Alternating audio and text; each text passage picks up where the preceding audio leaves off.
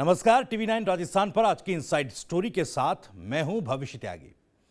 राजस्थान विधानसभा का बजट सत्र 28 फरवरी यानी कल से रिज्यूम हो रहा है, लेकिन इससे पहले सबसे बड़ा सवाल यह उठ रहा कि आखिर गुलाबचंद कटारिया की नेता प्रतिपक्ष पद से विदाई के बाद बीजेपी इस पद के लिए कोई चेहरा अभी तक क्यों ढूंढ नहीं पाई। कल सदन की कार्यवाही बिना नेता प्रतिपक्ष के होगी। हालांकि इस सवाल पर बीजेपी उपनेता प्रतिपक्ष राजेंद्र राठौर के नाम का सहारा लेकर दावा ठोक रही है कि जनता के मुद्दे सदन में उपनेता प्रतिपक्ष मजबूती से उठाएंगे। लेकिन आपके लिए जानना जरूरी है कि विधानसभा के नियमों के मुताबिक उपनेता प्रतिपक्ष का कोई पद नहीं होता। नेता प्रतिपक्ष को लेकर यह कहा जा रहा है कि बीजेपी चुनावों से पहले इस पद पर कोई फैसला लेने में हिचक रही है। बीजेपी को डर है कि नेता प्रतिपक्ष पर अगर कोई फैसला लिया जाता है और नेता प्रतिपक्ष का चेहरा सामने आता है तो यह सीएम फेस का संकेत भी दे सकता है और इससे पार्टी में अंदरूनी स्तर पर चल रही गुटबाजी कांग्रेस की तरह खुलकर सामने आ सकती है।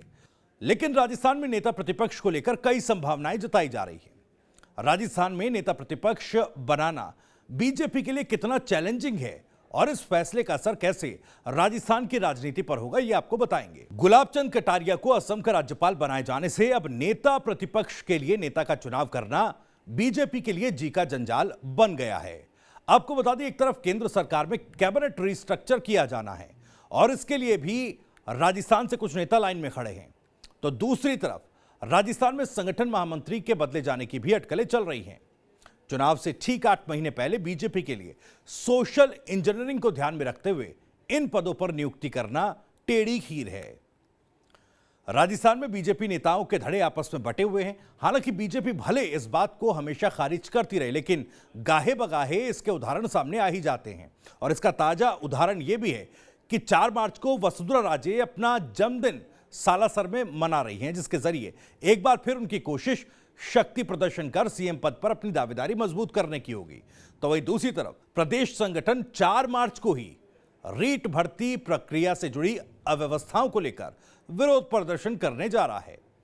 इसे लेकर दोनों दलों के नेताओं के अपने अपने विचार और अपने अपने दावे हैं। ऐसे में खींचतान के बीच बीजेपी के लिए नए नेताओं की नियुक्ति किसी मत्थापच्ची से कम नहीं।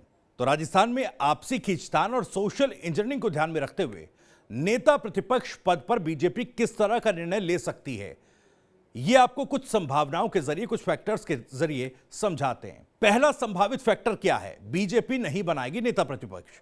दरअसल सोशल इंजीनियरिंग को बनाए रखने और खेमेबाजी में और ज्यादा बढ़ोतरी ना हो, उसे देखते हुए यह संभावना जताई जा रही है कि बीजेपी सरकार के 8 महीने बगैर नेता प्रतिपक्ष ही निकालेगी। बीजेपी के कई वरिष्ठ नेताओं का मानना है कि अब विधानसभा का यह आखिरी महत्वपूर्ण सत्र है। इसके बाद आखिरी सत्र कितना और कैसा होगा यह भी पता नहीं है। ऐसे में उम्मीद कम है कि नेता प्रतिपक्ष बनाया जाए। खेमेबाजी के बीच किसी भी धड़े या समुदाय को तवज्जो दी जाती है तो उसका उल्टा असर पड़ सकता है। संभावना नंबर 2 क्या है? संभावना नंबर 2 यह है कि वसुंधरा राठौर या फिर राजवी में से नेता प्रतिपक्ष बनाकर राजपूतों को साधा जाए। बीजेपी के एक धड़े का कहना है कि नेता प्रतिपक्ष को लेकर बीजेपी राजपूत चेहरे की ओर जाएगी। दरअसल आनंदपाल प्रकरण के चलते पिछली सरकार में इस खेमे में जो नाराजगी थी उसे इस तरह से दूर किया जा सकता है। ऐसे में उप नेता प्रतिपक्ष राजेंद्र राठौर को नेता प्रतिपक्ष बनाया जा सकता है, उनको प्रमोट किया जा सकता है। राठौर ने इस्तीफा प्रकरण में कोर्ट में याचिका लगाकर कांग्रेस को बैकफुट पर धकेला था। वो लगातार सक्रिय भी रहे हैं। ऐसे में बीजेपी उन पर दांव लगा सकती है। वहीं पूर्व सीएम वसुंधरा राजे के रूप में भी एक विकल्प है। वसुंधरा राजपूत घराने की बेटी और जाट घराने की बहू हैं। साथ ही कद्दावर नेता होने के नाते वसुंधरा को आगे कर बीजेपी मास्टर स्ट्रोक खेल सकती है।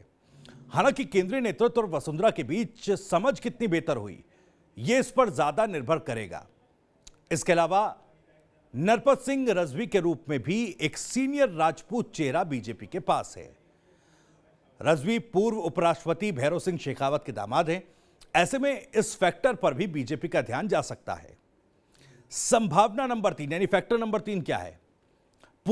सतीश पूनिया को नेता प्रतिपक्ष बनाया जाए और प्रदेश अध्यक्ष के तौर पर एक ब्राह्मण चेहरा लेकर आया जाए। बीजेपी के नेताओं और राजनीतिक जानकार ऐसी संभावना की बात करते हैं और कहते हैं कि प्रदेश में नेतृत्व को लेकर लगातार चर्चाएं हो रही हैं। ऐसे में जाट प्रदेश अध्यक्ष को बदलना बीजेपी के लिए मुश्किल साबित हो सकता है। सतीश पूनिया का कार्यकाल पूरा हो चुका है, ऐसे में उन्हें नेता प्रतिपक्ष बनाकर प्रदेश अध्यक्ष के पद पर किसी ब्राह्मण चेहरे को लाया जा सकता है। ऐसी सूरत में पूर्व प्रदेश अध्यक्ष डॉक्टर अरुण चतुर्वेदी और चित्तौड़गढ़ सांसद सीपी जोशी का नाम अहम है। अगर बीजेपी ब्राह्मण चेहरा चुनती है तो इन्हीं नामों में से हो सकता है। यह भी संभव है कि पूनिया को नेता प्रतिपक्ष बनाकर राजे को प्रदेश अध्यक्ष बनाया जाए, मगर इसकी संभावना थोड़ी सी कम लगती है। वहीं संभावित फैक्टर नंबर 4 क्या है? मेघवाल देवनानी के रूप में वरिष्ठ कार्ड खेल दिया जाए। कुछ जानकार ऐसा कहते हैं कि नेता प्रतिपक्ष के रूप में बीजेपी वरिष्ठता को तरजीह दे सकती है। ऐसे में पूर्व मंत्री, विधानसभा अध्यक्ष जैसे अहम पदों पर रह चुके कैलाश मेघवाल को भी नेता प्रतिपक्ष बनाया जा सकता है। इस तरह बीजेपी दलितों को साधने की कोशिश कर सकती है। अगर जातिगत समीकरणों को बीजेपी नहीं छेड़ना चाहे तो पूर्व मंत्री वसुदेव देवनानी को भी नेता प्रतिपक्ष बनाया जा सकता है। देवनानी वरिष्ठता और प्रतिपक्ष नेता के रूप में अच्छी योग्यता रखते हैं, लेकिन सिंधी समुदाय का जातिगत प्रभाव नहीं होने के चलते उनका दावा ज्यादा मजबूती नहीं रखता। एक और फैक्टर भी है। दरअसल केंद्र सरकार का जो कैबिनेट है वो रिस्ट्रक्चर होना है, तो रिशफलिंग फैक्टर यहां पर आता है कि दिया कुमारी और किरोड़ीलाल मीणा, इनको केंद्र में मंत्री बनाया जा सकता है। आने वाले समय में बीजेपी केंद्रीय मंत्रिमंडल में भी फेरबदल करेगी। ऐसे में 2 बड़े वोट बैंक को साधने के लिए राजस्थान से 2 नए चेहरों को मंत्रिमंडल में जगह मिल सकती है। इनमें सबसे प्रमुख नाम आदिवासी नेता डॉक्टर किरोड़ीलाल मीणा का है। किरोड़ीलाल मीणा पीएम मोदी के करीबी रहे और आदिवासी समाज में पकड़ रखते हैं। राजस्थान में 25 रिजर्व आदिवासी सीटें हैं, वहीं 10 और सीटों पर आदिवासी वोट बैंक प्रभाव रखता है।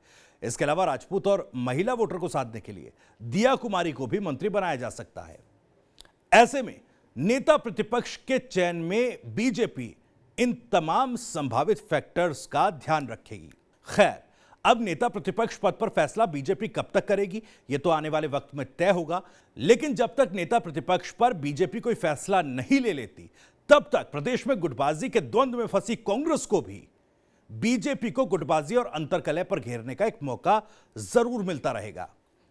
इसी के साथ आज की इस इनसाइड स्टोरी में इतना ही। अगर आपको ये वीडियो पसंद आया तो वीडियो को लाइक करें, ज्यादा से ज्यादा शेयर करें, और आप भी इस मसले पर अपनी कोई बात रखना चाहते हैं तो कमेंट बॉक्स आपके लिए खुला है। इसी के साथ साथ राजस्थान से जुड़ी और भी खबरों को सबसे पहले जानने के लिए YouTube पर TV9 राजस्थान को सब्सक्राइब करें और फेसबुक और इंस्टाग्राम पर हमारे पेज को फॉलो करना ना भूलें। नमस्कार।